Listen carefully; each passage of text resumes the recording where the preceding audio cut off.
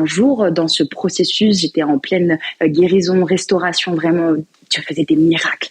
Je suis dans mon lit comme ça, et puis comme une enfant, j'entends comme si Dieu venait frapper à la porte de mon cœur, et puis j'entends Josnar, Josnar, Josnar, Josnar, comme ça. J'ai dit quoi? Comment c'est possible? Enfin, non, je veux pas, je refuse. Et puis ça persiste pendant 1 semaine, 2 semaines. Tout le temps, j'avais comme ça un cœur qui battait vraiment. C'est comme si touche son cœur. C'est comme si Dieu vraiment tapait à la porte de mon cœur en disant Josnar, Josnar, Josnar.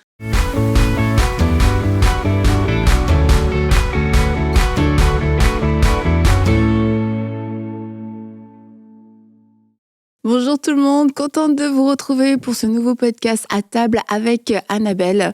Et on va parler de relations. Alors les relations fiançailles, on va parler début de mariage aussi, et puis on va parler d'amitié. Alors il y a au moins une de ces relations qui vous concerne. Et en fait, on est appelé à être, nous sommes des êtres relationnels. Et quand on lit la parole de Dieu, on voit que Dieu nous parle d'amour constamment. Alors c'est important, oui, de s'aimer soi-même, d'aimer Dieu, mais aussi d'aimer son prochain. Et aimer son prochain, en fait, ça veut dire aussi avoir des bonnes relations. Et je sais qu'on peut dire tout un tas de choses sur les relations, et il y a des coachs en relations, etc. Mais on veut revenir aussi à ce côté de relations avec juste simplicité, puis se dire, moi j'ai envie d'être heureuse dans mes relations, d'avoir des relations épanouies. J'ai envie d'être épanouie dans ma relation de couple, dans ma relation avec mes amis, avec les autres autour de moi. Et parce que aussi, le Nouveau Testament nous parle de beaucoup de choses qui concernent les relations, des problèmes dans les relations, la jalousie, la médisance, toutes ces choses-là, les divisions, ça se passe où? Est-ce que ça se passe avec une voiture? Non, ça se passe dans les relations. Et c'est pour ça que on a besoin d'apprendre à grandir dans nos relations, à devenir meilleur dans nos relations, pas avec tout un tas de principes, mais en développant la parole de Dieu, en mettant en pratique la parole de Dieu, et puis en cherchant tout le temps à s'approcher de Dieu nous-mêmes, en étant changés, en étant transformés, et puis en reconnaissant, oui, j'ai besoin d'être heureux dans mes relations, parce que c'est un besoin naturel que Dieu a mis dans mon cœur, que d'avoir des relations épanouies. Alors maintenant, quelle est ma part dans ces relations? Qu'est-ce que moi je peux faire? Qu'est-ce que moi je peux apporter dans ces relations pour que ça puisse fonctionner le mieux possible? Alors, on aura différentes invitées au cours de la semaine. Et puis, pour commencer aujourd'hui, nous sommes avec Noémie, et je suis aussi avec Aurélie et Laure. Bonjour les filles. Bonjour. Et avec Noémie, les filles, peut-être que vous connaissez, sous le nom de Sœur-Co. Donc, mais on va t'appeler Noémie aujourd'hui. Donc, bienvenue Noémie à table avec Annabelle. Salut Noémie. On est heureuse Merci. de t'accueillir aujourd'hui. Salut. Tu vas bien, Noémie? Bien, et vous? Ouais, ça va très bien, écoute. Et on va parler avec toi relations aujourd'hui, particulièrement relations avant le mariage.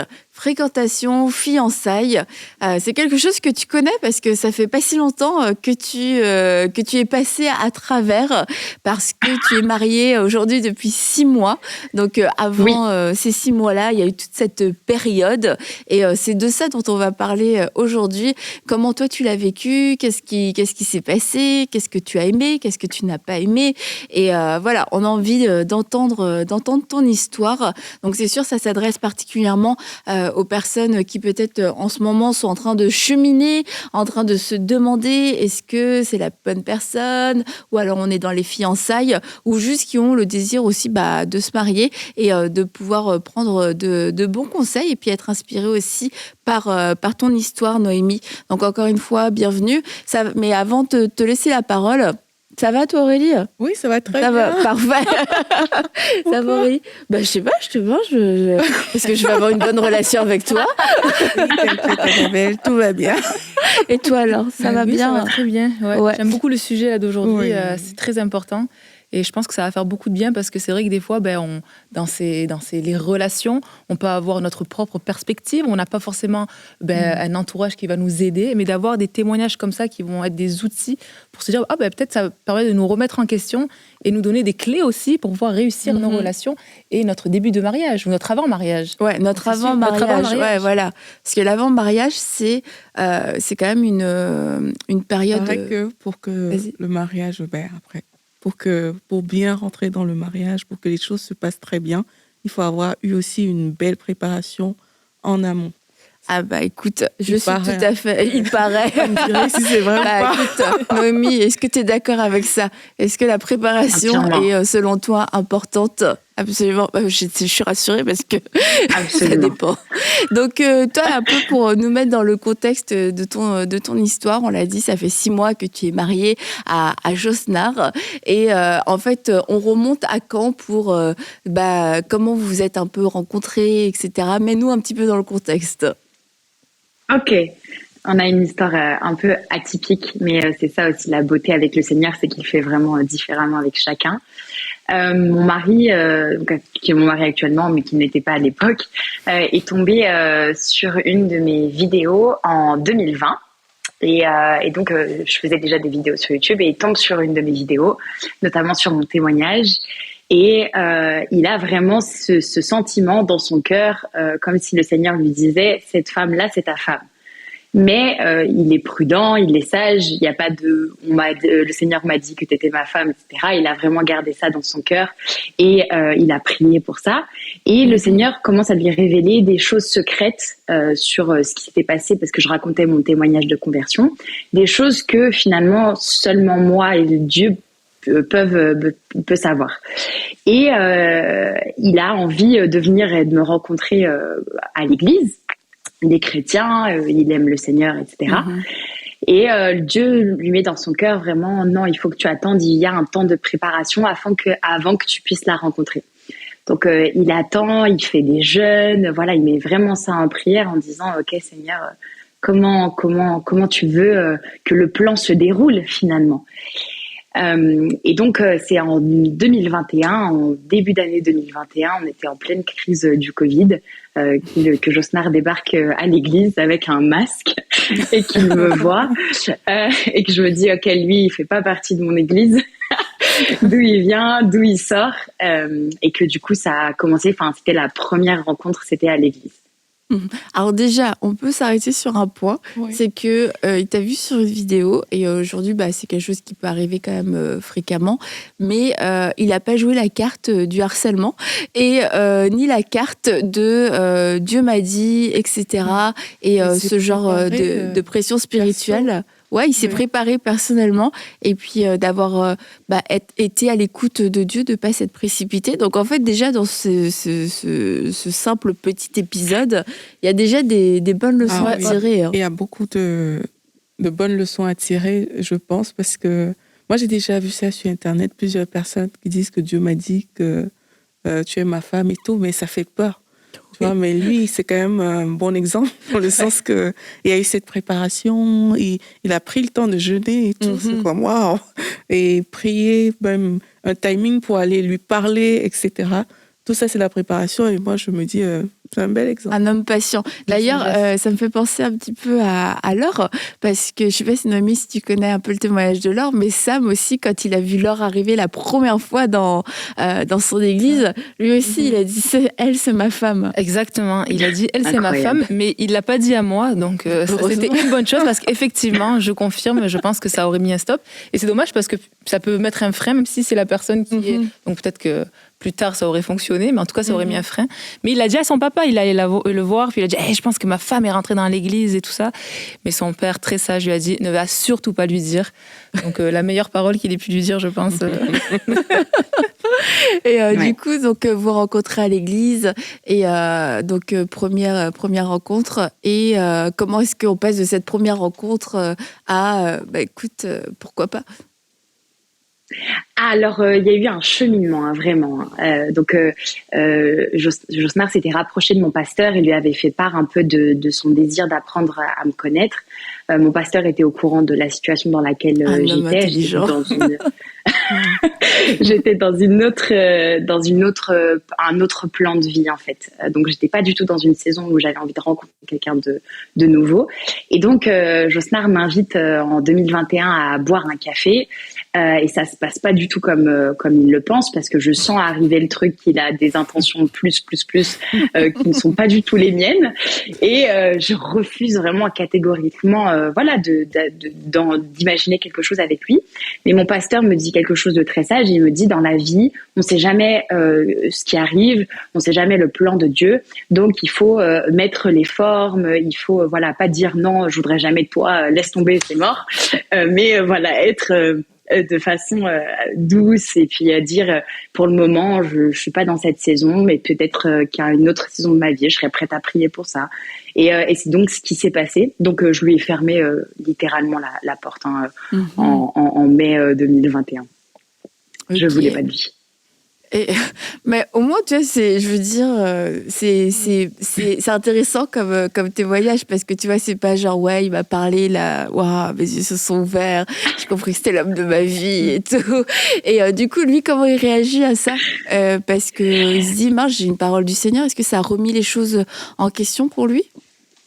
Ouais, alors il a mal réagi. Il manquait beaucoup de confiance aussi en lui, en ce que le Seigneur comment il pouvait lui parler, etc. C'était un petit peu difficile.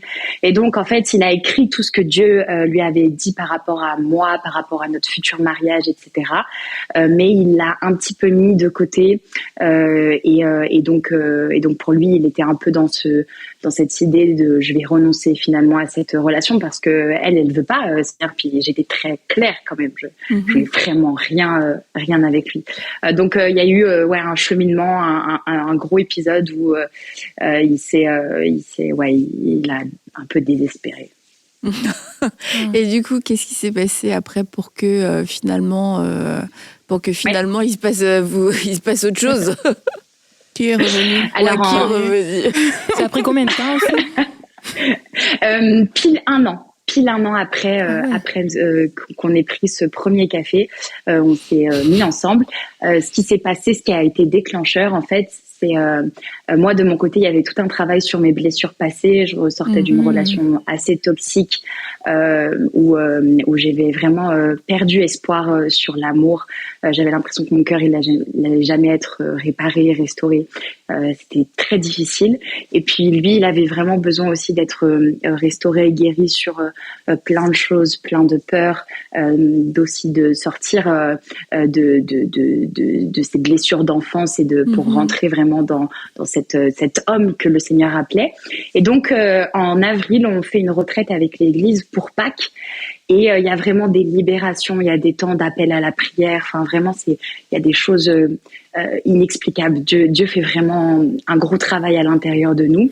Et moi, je mets un vœu. Je dis un vœu au Seigneur. Je dis, je veux me marier avant à mes 25 ans, quoi. Je sentais qu'il fallait que je me marie, que c'était le temps, en fait. Et donc je dis, Seigneur, ok, je veux me marier, je veux rentrer dans la saison du mariage. Dans ta tête, Josnar est pas du tout là. Et il avait rejoint l'Église. Pas du tout. Il avait rejoint l'Église, exactement. Il avait rejoint l'Église, mais Josnar n'était pas du tout une option, pas du tout. Ok. Pas du tout. Voilà. Non. C'était pas, c'était pas pendant un an, c'était pas une relation un petit peu ambiguë. Ah, peut-être que non, c'était vraiment genre il y a rien, quoi. Ok. Ah oui, je le fuyais parce que je savais que si je me rapprochais trop de lui, il allait avoir des idées sur potentiellement quelque chose entre nous deux. Donc je coupais volontairement tout contact avec Josnar. Et donc le pauvre, oui. Et il arrive à. C'est très sage. Oui, je voulais pas lui faire naître des imaginations dans sa tête. Je voulais être claire, en fait. Voilà, donc je coupais tout contact. Et donc à cette retraite, je fais ce vœu. Il y a vraiment des miracles qui arrivent. Et en sortant de cette retraite, Josnar fait ce vœu au Seigneur en disant: je vais te consacrer 3 mois dans lesquels je vais jeûner, dans lesquels je vais prier, dans lesquels je vais vraiment chercher ta face pour devenir vraiment l'homme que tu veux que je sois. Et parallèlement, moi, Dieu fait un gros travail de renoncement sur mes idéologies. Mes idéologies, c'était que je devais me marier avec mon premier amour, comme toute ma famille l'a fait. Et ben, j'avais le sentiment que c'était ça le modèle absolu que je devais suivre. Et donc, j'ai déposé ça au pied de la croix et j'ai dit, Seigneur, je renonce à ça. Tu as un plan pour moi. C'est pas forcément avec mon premier amour que je me marierai et ton plan sera meilleur. Donc il y a ce challenge vraiment entre nous de chacun de notre côté où on défie Dieu et on s'abandonne à Dieu. Et donc un jour dans ce processus, j'étais en pleine guérison, restauration, vraiment Dieu faisait des miracles. Et je suis dans mon lit comme ça et puis comme une enfant, j'entends comme si Dieu venait frapper à la porte de mon cœur. Et puis j'entends Josmar, comme ça. J'ai dit quoi? Comment c'est possible? Enfin, non, je veux pas, je refuse. Et puis ça persiste pendant 1 semaine, 2 semaines. Tout le temps, j'avais comme ça un cœur qui battait vraiment. C'est comme si touche son cœur. C'est comme si Dieu vraiment tapait à la porte de mon cœur en disant Josmar. Donc à un tel point qu'à un moment donné, je me dis bon, il faut que j'aille en parler au pasteur parce que j'ai jamais vraiment été dans une relation avec le Seigneur à 100%. Et là, je vis des choses qui sont surnaturelles. Une relation amoureuse Oui. en étant dans le Seigneur. Ok, ouais. Oui, voilà, exactement. En remettant vraiment tout à Dieu et sans part d'ombre, quoi. Vraiment, Seigneur prend tout, quoi. Et donc, je vais en parler à mon pasteur et mon regard avait déjà changé sur Josmar. Je le voyais plus de la même manière et c'était une des promesses que Dieu lui avait faites en lui disant je déchirerai son voile qu'elle a sur les yeux et je parlerai à son cœur. C'est fou parce que Josmar avait écrit ça en 2021 et là on est en mai 2022. Et donc je vais voir mon pasteur et je lui explique un peu tout ce que je suis en train de vivre et il me dit d'accord. Parce que c'est le pasteur, donc il est parfaitement au courant des situations de l'un et de l'autre. Il dit d'accord, on va l'appeler maintenant, puis tu vas dire que maintenant tu es prête à prier pour ça. Mais c'était sage d'avoir parlé à une tierce personne, je trouve. Oui. Mais ton pasteur, on va l'appeler. C'est un homme d'expérience. Il savait, en fait, c'est ça. Ouais. Dans ces cas-là, je précise quand même, ce qui n'était pas ton cas, Noémie, mais il faut avoir un pasteur ou une personne tierce qui est aussi inspirée du Saint-Esprit et qui n'est pas en train, qui n'est pas dans la chair, parce que quelquefois, malheureusement, ça arrive qu'il y ait des autorités spirituelles qui prennent le contrôle aussi dans ce genre de relation et puis qui disent oui, non, ils mettent des interdits, il faut que tu aies un rêve, il faut que tu aies une vision et puis c'est de l'abus spirituel. Mais en ce qui concerne ton pasteur, c'était un très bon conseiller inspiré et qui a bien fait de dire non avec douceur et qui là te dit vas-y Noémie, appelle. Et puis c'est beau parce que oui, finalement, ça vient aussi confirmer ce qu'ils ont reçu. Donc c'est vrai qu'ils parlent, mais en même temps, c'est bien confirmer des choses que vous avez eues. Et moi, je veux juste rebondir sur ce que tu as dit parce qu'après, on va continuer dans l'histoire, mais des choses qui m'interpellent. Déjà, je trouve ça trop beau, votre sagesse et votre consécration, surtout que vous n'êtes pas vieux, donc je vois qu'il n'y a pas d'âge pour être sage et pour chercher vraiment le cœur de Dieu. Ce que j'aime aussi de la part de ton mari, c'est que tu vois, il mine de rien, dans ce nom que tu as reçu au début, lui, ça lui a fait persévérer et il aurait pu se dire tu sais quoi, c'est trop compliqué, bon moi je vais aller chercher quelqu'un d'autre. Si son désir c'était juste de se marier, et je trouve ça beau parce qu'il a persévéré, puis tu vois que le gars c'était vraiment toi là qu'il avait à cœur. Et moi je trouve ça beau parce que tu te dis des fois quand tu reçois quelque chose, c'est pas parce qu'il y a une opposition qu'il faut laisser tomber. Persévère, continue à t'accrocher à cette promesse là jusqu'au moment où elle se réalise. Et la dernière chose aussi moi qui m'interpelle, c'est et qui est très importante, c'est que les deux, vous avez eu ce désir de guérir de vos blessures. Ouais. Et encore une grande preuve de maturité, et moi que je trouve trop beau, parce que effectivement, c'est vrai que des fois, on peut rentrer dans le mariage avec toutes sortes de blessures. Et sincèrement, je pense qu'après le fait que Jésus soit la priorité dans notre vie et dans notre couple, je pense que dealer avec nos blessures devrait être la chose qui suit, parce que ça vient vraiment des fois dans le couple impacter sur le long terme de façon néfaste et négative. Et si tu commences tu te prépares déjà en guérissant de tes blessures ou en ayant ce désir-là, c'est sûr que ça va enlever tellement de choses dans le mariage et donc ça ne sera pas parfait, mais ça va venir déblayer énormément de choses. Donc je trouve que c'est des bonnes clés et des bons conseils déjà que tu viens d'apporter. Et donc, juste entre-temps, il avait quand même, il a cru aux promesses du Seigneur. Mais il y avait quand même ce découragement à un moment donné pour être en vérité. Mais ceci dit, c'est pas plus mal, hein, parce que il aurait pu, parce que si t'es pas découragé, tu peux devenir un petit peu bizarre, tu vois. Et c'est là où on appelle à la sagesse aussi. Et c'est qu'il a pas renoncé, mais même s'il a été découragé, mais c'est qu'il a poursuivi Dieu en premier. Et c'est pas toi qui l'as poursuivi. Premièrement, c'est vraiment Dieu qui l'a poursuivi. Puis je pense que ça peut aussi être un grand conseil, parce que on entend quelquefois des histoires où il y en a une qui est tellement persuadée que l'autre ça va de sa femme ou son mari, et peut-être à juste titre, hein, mais ça les fait tomber dans des comportements qui franchement frôlent le harcèlement, qui deviennent même quelquefois du harcèlement, et ça fait tellement peur qu'en fait ça fait fuir l'autre. Mais là, Josnar a poursuivi Dieu, 3 mois de consécration. Peut-être aussi le fait de renoncer, tu vois, parce que même Noémie, elle est arrivée au point où elle a renoncé à ses propres idéaux.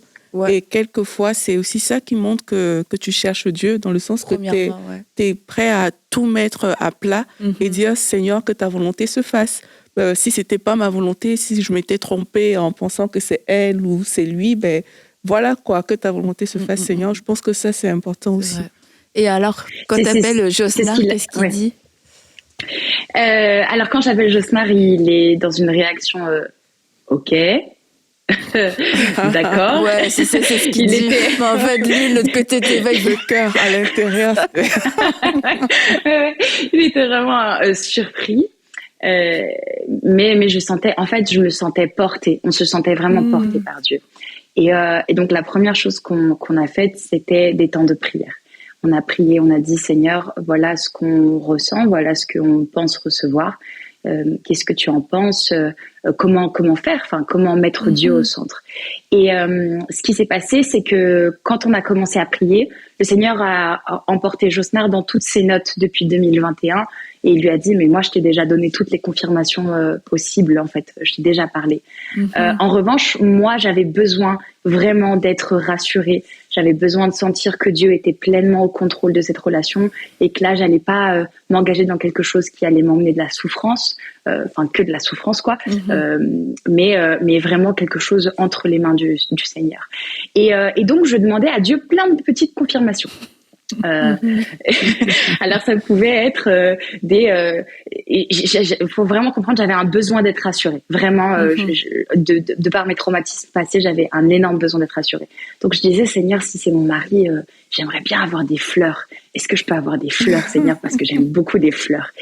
Et Josnar faisait je me souviens de 2-3 fois, il est arrivé, il a sonné à ma porte, il avait un bouquet dans les mains et il repartait. Je disais, j'ai une connexion directe avec le ciel, vous savez comment c'est possible? Voilà, plein de petites confirmations comme ça où je disais, Seigneur, montre-moi, j'ai rêvé de mon mariage, alors que j'avais jamais rêvé de mon mariage. Il y avait que des choses comme ça qui s'enchaînaient. J'avais fait une sorte de liste avec des critères spirituels, physiques, et puis de l'âme en 2020 d'un mari que j'aimerais avoir. Et puis Josnar, il cochait toutes les cases de cette liste. Je sais pas, c'était inspiré, c'était pas pour conditionner Dieu, mais c'était pour lui dire, Seigneur, voilà ce que mon cœur désire. Est-ce que c'est possible, quoi, Seigneur, voici mes critères. Et puis il est quand même arrivé une phase qui est très importante, c'est que j'ai eu énormément de peur, parce que je me disais, ok, Seigneur, tu m'as révélé que c'était mon mari, lui aussi tu lui confirmes que je suis sa femme, mais il est où mon choix dans tout ça, Seigneur? Si moi, à l'heure actuelle, dans notre début de relation, j'aimais pas Josnar, j'avais pas de sentiment pour lui, et donc Seigneur, il est où mon choix, il est où ma capacité, mon libre arbitre, en fait, dans ça? Et donc j'ai un pasteur qui est très bienveillant et très sage, hein. C'est pour ça que je parle souvent de lui, mais donc je vais voir mon pasteur et puis je lui confie mes peurs. Je lui dis, voilà, j'ai prié Dieu, mais voilà, je suis vraiment très attaquée et tourmentée par ces peurs. Qu'est-ce que tu en penses? Et puis là, il m'enseigne avec Adam et Ève et l'arbre dans le jardin d'Éden, et de dire, le Seigneur laisse toujours le choix. Même s'il a un plan merveilleux pour toi, même s'il révèle les choses, même si voilà, il sait que ça, c'est la chose qui est faite pour toi, le Seigneur veut vraiment te laisser le choix et il aura un autre plan. Il n'y a jamais rien qui est conditionné avec Dieu. Et ça m'a libérée, ça m'a vraiment libérée, et je me suis dit, ok Seigneur, j'ai envie de te faire confiance. j'ai envie de vraiment croire que le plan que tu as pour moi, il est bien plus merveilleux que tout ce que je peux imaginer et penser. Et je me souviens d'un vendredi où justement j'étais inquiète sur l'amour et les sentiments que je pouvais éprouver envers Josnar, sachant tout ça. Et le Seigneur, vraiment, mon mari joue à la guitare. Donc il jouait à la guitare ce jour-là. Et je le regarde avec des yeux, mais d'une gamine amoureuse, folle amoureuse, vraiment, son cœur palpite. Et puis, à la fin de notre temps de prière avec l'Église, j'entends vraiment le Seigneur, une forte conviction dans mon cœur qui dit, tu vois, je suis l'amour. C'est moi qui mets l'amour. C'est moi qui fais naître le désir et l'amour. Donc, ne t'inquiète pas pour ça. Oh ouais, c'est beau. Et du coup, on fait un film là. Non ouais. Moi j'y étais là, j'étais dans l'église, la guitare. Avec la guitare. J'ai tout vu. Bon, j'avoue, ça devait être pas. Dans ma vision, c'est peut-être un peu plus glamour que ça l'était en vrai, mais bon. Tu voyais une chanson qui était pas celle qui était jouée à l'église, avec certaines parties au ralenti. Et donc vous entrez dans cette relation, etc. Vous êtes aussi passés chacun par des processus de guérison. Puis tu disais, c'est la première fois que tu vivais aussi une relation amoureuse en étant pleinement dans le Seigneur et puis avec le Seigneur au centre, etc. Donc ça m'amène aussi au sujet de la sexualité. Comment est-ce que toi et Josnar, vous avez pu aborder le sujet et qu'est-ce que vous vous êtes dit, me raconte pas tout, hein, mais comment est-ce que vous avez pu l'aborder de façon transparente, dû à vos expériences, à votre histoire, etc. Et puis, qu'est-ce que vous avez mis en place, en fait, pour aussi vous garder? Parce que je crois que c'était votre choix aussi avant le mariage. Ouais. Oui, c'était même pas un choix, c'était pas une option. C'était, ça allait être comme ça et pas autrement. Mais on a eu des super cours de mariage, d'accompagnement au mariage. C'était génial de pouvoir vivre ces choses. La photo m'a perturbée, excusez-moi. On a eu des super cours. On a un peu devancé l'histoire. Vous étiez à l'église. On a eu des super cours de préparation au mariage. La sexualité, c'est pas ce dont on a parlé en premier. Par contre, on savait qu'on devait se fixer des règles de par notre passé, chacun l'un et l'autre, qu'on était assez faible sur ça. Hein. Plus l'amour naît, plus tu te rapproches aussi du mariage, plus nos limites du début, elles rétrécissaient parce qu'on sentait que le mariage allait arriver et qu'il y a des choses aussi spirituellement qui se passent. Hein. Quand on se fiance, quand on prend cet engagement, quand on parle tout le temps de mariage, de comment ça va être après, ça fait naître vraiment le désir et tes pensées, elles peuvent aller à droite, à gauche. Donc, on se mettait plutôt des règles assez strictes. Premièrement, on s'est pas beaucoup embrassé pendant nos fiançailles. On s'est pas embrassé avant 4 mois. Et puis après, on limitait vraiment ça. Et ensuite, on limitait aussi les temps où on devait se voir dans des lieux clos, parce que ça va très vite. Hein, quand tu es dans un lieu clos, au début, tu penses pas à mal. Jamais personne se dit, tiens, je vais... quand tu veux suivre vraiment le Seigneur, tu te dis pas, tiens, je vais tomber dans l'impudicité aujourd'hui. C'est vraiment sournois, c'est par des pensées, etc. Et donc, on voulait pas... En fait, on bloquait tout ce par quoi le diable pouvait nous attaquer. Et quand on devait se voir dans des lieux clos, on essayait, un frère ou une sœur de lui dire on se voit dans un lieu clos là, est-ce que tu peux nous porter en prière, parce que on a vraiment ce besoin d'être dans la pureté. On a des amis qui ont à peu près le même âge que nous et qui sont aussi responsables dans l'église, donc c'était pas dérangeant de faire appel à eux. Mais bon, c'était une sacrée charge quand même sur les épaules. Voilà. On aurait dit, on va s'appeler en FaceTime si tu veux, comme ça, on garde un œil. Non, mais tu vois, je veux dire, c'est pas, ces règles sont pas écrites dans la Bible. Non. Mais c'est important quand on est un jeune couple, de connaître, de savoir déjà se poser, se dire, il faut qu'on mette des limites, parce que en se disant non, ça va aller, etc. C'est rare que ça aille en fait, parce que la nature, la chair, et dans ce moment-là particulier, particulièrement va nous pousser forcément à toujours plus. Et puis, c'est comme tu dis, on se dit pas un jour, ah bah tiens, aujourd'hui, j'aime Jésus, mais j'aime mon fiancé, j'aime ma fiancée, puis ce soir, tu vois, on va coucher ensemble. Ouais. C'est sûr, tu te réveilles pas avec ce genre de pensée, c'est pas calculé, mais en même temps, c'est naïf que de penser, si je ne mets rien en place, bah on franchira jamais les limites, puis on va réussir à se garder. Franchement, réussir à se garder en tant que fiancé, bah c'est un combat et ça demande de la résistance. Il y aura de la tentation. Et puis aussi, dans l'approche que Noémie a eue, je trouve qu'il y a beaucoup de redevabilité. Tu vois, on va voir le pasteur, donc il est au courant qu'il y a quelque chose. On appelle des amis, ils savent que voilà, on va se voir. Donc, quelque part, c'est comme donner aussi le droit à tes amis de dire, ah, ça a été, ça s'est bien passé. Tu vois, donc il y a ce côté redevabilité que je trouve qui est aussi intéressant dans l'histoire pour être sûr vraiment qu'on a mis quand même des bases pour ne pas juste faire ce qu'on veut, parce que là, tu parlais de 2 personnes qui ne mettent rien en place. Parfois, ça vient des choses cachées. Ça vient du fait que personne n'est au courant. Vous faites vos choses entre vous, etc. Et du coup, oui, il y a des choses qui peuvent arriver, mais le fait juste que dans ta tête, il n'y ait pas de redevabilité, il n'y ait pas une personne à qui tu rends, entre guillemets, des comptes, ça aussi, ça peut jouer. Et c'est vrai que tu n'as pas tout le temps envie, quand tu es dans cette période-là, d'avoir des gens à qui, entre guillemets, tu rendais compte, parce que ce n'est pas une obligation, mais c'est un choix, en fait, si je comprends, toi, que vous avez fait, Noémie et Josnar, que de vous rendre aussi transparent et vulnérable et redevable envers certaines personnes. Et ce n'était pas une obligation légale, mais c'est même pas une obligation spirituelle, mais c'était pour vous protéger. Et tu vois, je trouve que ça, c'est la plus belle des attitudes, parce qu'on se dit, bah voilà, on se connaît, on connaît aussi les pièges du diable, on sait, tu vois, on n'est pas... On n'est pas ignorant, c'est ça, on va pas faire l'effort. Les humains, non, nous, c'est sûr, il nous arrive rien, on a tout au contrôle. Arrêtez de me poser des questions, je veux rien vous dire. Parce que, en général, on est beaucoup plus, on est plus faible qu'on le pense vis-à-vis de la chair.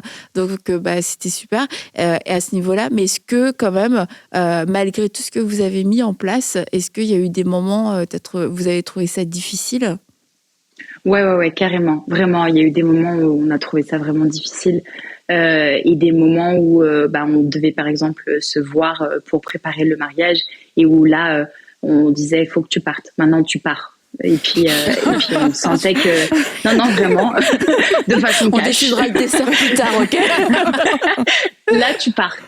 Parce que ça vient... En fait, c'est des pensées qui viennent dans ta tête et puis c'est normal parce que c'est l'amour qui se réveille. Mais on voulait vraiment avoir un témoignage parmi cette génération, de dire qu'en fait, c'est encore possible. Et ça nous tenait vraiment, vraiment à cœur. On voulait pas aussi... ce qui nous faisait tenir, c'était le fait de dire, on veut entrer dans cette bénédiction de se connaître seulement dans le mariage et de pas laisser l'ennemi nous voler ça. Il y a vraiment, je trouve que c'est important, mais bien sûr Dieu est miséricordieux. Cette fois le juste tombe, cette fois il se relève, et c'est comme ça. Il y a vraiment une grâce particulière qui s'attache quand on attend le mariage pour consommer son mariage. Je trouve vraiment, et on voulait ça. Et en tout cas, je trouve que c'est un très beau message dans le sens où quelquefois on peut être aussi dans le légalisme, non, il faut juste pas de sexe avant le mariage, etc. Mais de le faire par amour pour Dieu, puis l'amour l'un envers l'autre, en fait, se dire on est en train de construire une histoire qui va durer toute la vie et on veut mettre toutes les chances de notre côté, puis savoir que Dieu a le meilleur pour nous dans cette alliance, dans son temps, dans sa saison. Et tu vois, c'était ça que je voulais te demander, mais en fait, qu'est-ce qui vous faisait tenir? Et puis tu as superbement bien répondu. Et tu voulais dire, Aurélien ? Mais j'ai hâte de voir en fait la suite, la préparation, le mariage, etc. Comment ça s'est fait. Et donc voilà, on va avancer aux fiançailles parce qu'on a déjà vu la photo tout à l'heure de l'annonce des fiançailles. On peut la voir, on peut la revoir. Ça, c'était donc l'annonce des fiançailles à l'église. Bravo Noémie, bravo Josnar. Ouais, bon, on le vit maintenant en différé. Sachant qu'en plus, toi, Noémie, t'es très présente sur les réseaux, tu partages beaucoup de choses, mais ça, c'est quelque chose que tu n'as pas partagé sur les réseaux. Tout ce parcours, les fiançailles, etc. Tu as annoncé que tu étais mariée, en fait. Et pourquoi ne pas en avoir parlé? Alors, premièrement, dans nos débuts de relation, on l'a même pas dit à toute l'Église. Enfin, on voulait vraiment cacher ça. C'est pas une doctrine du tout. C'est nous qui avions reçu à cœur de faire, d'en dire le moins possible, d'être vraiment dans le secret. Et ensuite, quand on s'est fiancés, donc il m'a demandé en mariage dans un château en France. Je le précise parce que c'était un de mes critères aussi. Enfin, je voulais vraiment, j'aime beaucoup les châteaux, donc je voulais vraiment quelque chose comme ça. On a prié, voilà, et puis on a dit, Seigneur, on voit aussi les combats, on sait ce que ça représente aujourd'hui de te servir, d'être exposé sur les réseaux. Et Seigneur, on sait aussi que le diable n'aime pas le mariage et que c'est vraiment une source d'attaque. On est aussi un couple mixte. Enfin, il y avait plein de paramètres qui étaient à prendre en considération. Et quand on a mis ça en prière, on a vraiment eu la paix et la conviction de garder ça secret et de l'annoncer uniquement lorsque nous serions mariés, que les choses seraient faites et scellées et que Dieu allait prendre le relais dans ce temps. Donc on a fait vraiment, on a fait tout notre maximum pour le cacher. Vraiment. Après, on mentait pas si on nous demandait si voilà, on était, si on nous surprenait dehors ou on mentait pas, mais on l'exposait pas et en fait, ça nous a évité énormément de combats. On avait l'impression d'être protégés dans un cocon dans lequel Dieu pouvait nous faire grandir, nous guérir.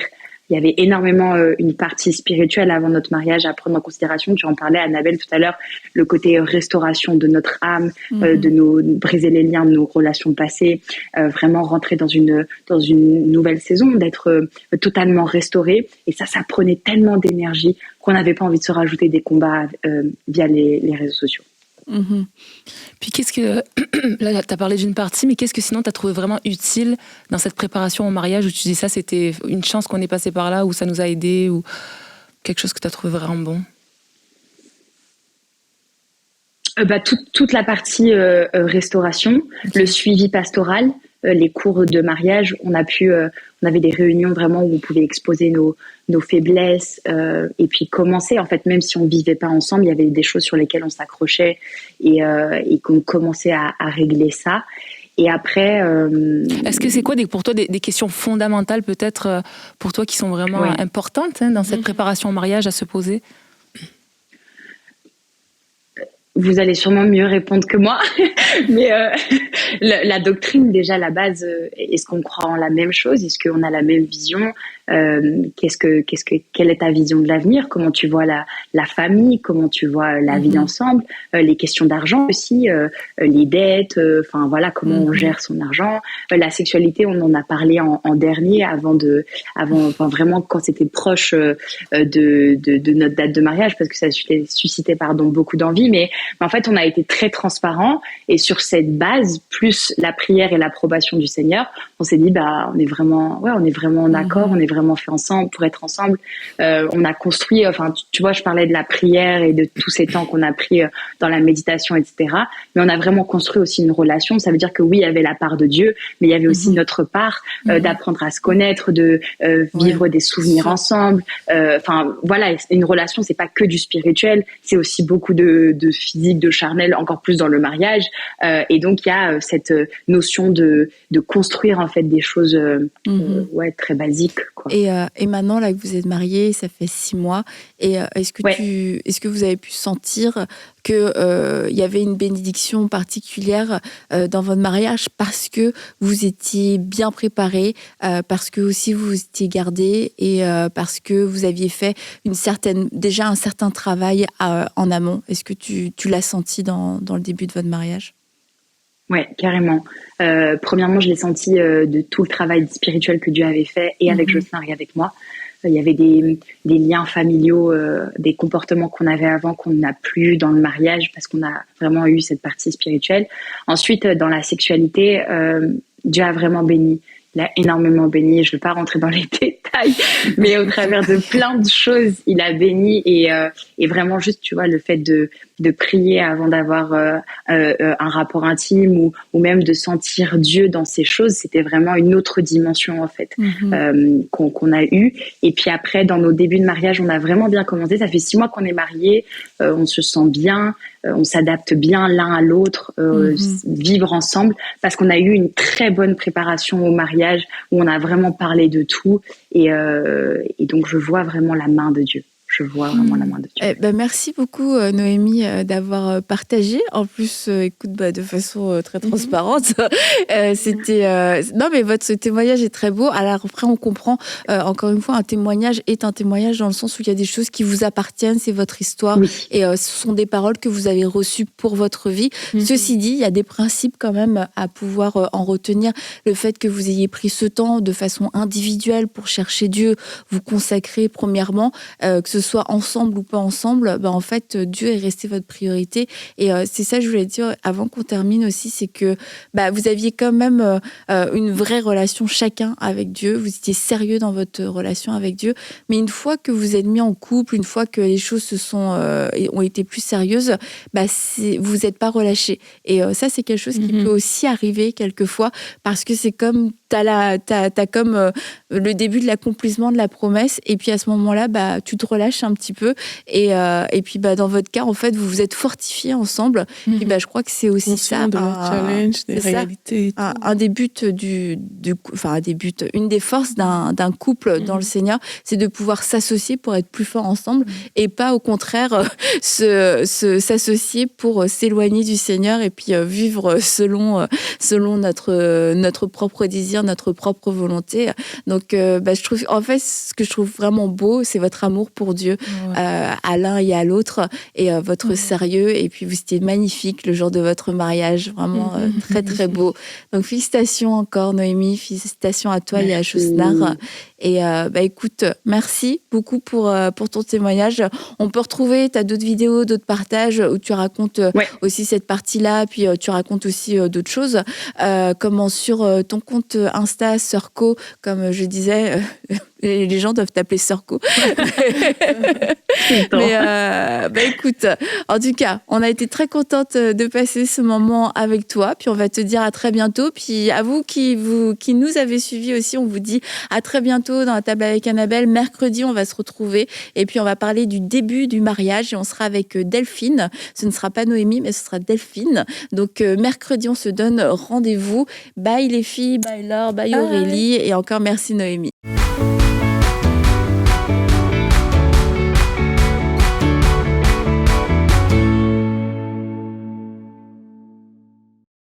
J'aimerais vous raconter l'histoire de Maria, qui a vécu sa vie chrétienne pendant des années seule.